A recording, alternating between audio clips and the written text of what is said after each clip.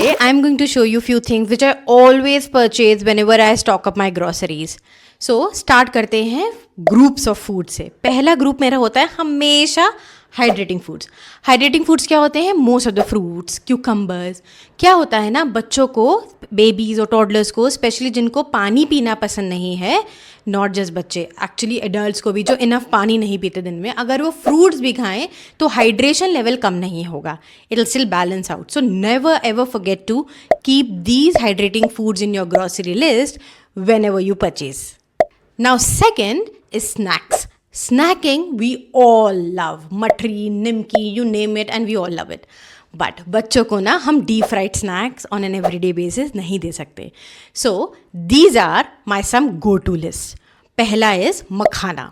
मखाना क्या करता है? It's good carbs, magnesium, potassium, which really helps in growth.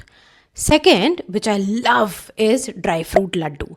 अब इसमें अब बहुत ज़्यादा वेरिएशन कर सकते हो. कोकोनट कैश्यू लड्डू कर सकते हो, पीनट लड्डू कर सकते हो, मिक्स ड्राई फ्रूट लड्डू कर सकते हो, पिस्ता लड्डू कर सकते हो, तिल लड्डू कर सकते हो.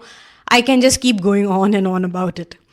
Third, which I really love, is different charts of fruit, या मखाना चाट या घर का भेल.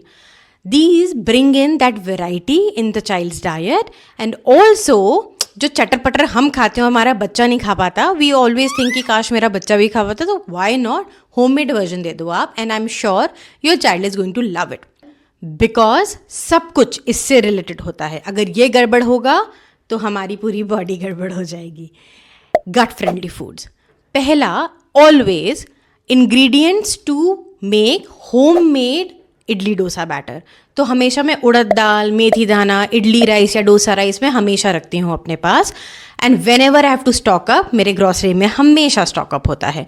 आई ऑलवेज प्रेफर घर का बना हुआ fermented batter. Now, fermented food has good bacteria which is really good for our gut, which means babies' guts as well. So बच्चों को हम इडली डोसा 7 महीने से ही देना शुरू कर सकते हैं. घर का बना होगा तो बहुत ही अच्छा है. बाहर का जितना कम हो 2 साल तक उतना कम यूज़ करो. Second is plain curd. Now I know a lot of us we incline towards Epigamia या कोई और ब्रांड जिसमें घर का कर्ड नहीं होता.